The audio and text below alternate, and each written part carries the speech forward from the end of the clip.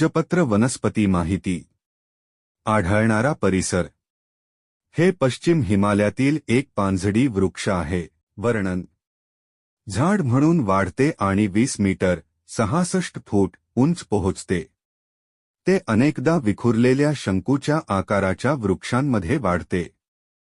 हे झाड मान्सूनच्या पावसाऐवजी बर्फ वितळल्याने मिळणाऱ्या आर्द्रतेवर अवलंबून असते.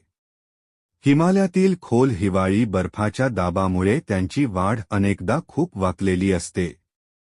पाने अंडाकृती 5 ते 10 सेमी लांब, कडा करवतीसारख्या आणि किंचित केसाळ असतात. मे ते जुलै या काळात फुलोरा येतो.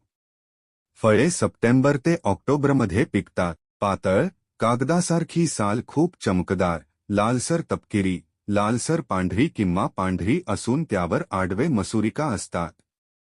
साल रुंद, आडव्या पट्ट्यांमध्ये निघते, ज्यामुळे ग्रंथांसाठी मोठी पाने तयार करण्यासाठी ती खूप उपयुक्त ठरते.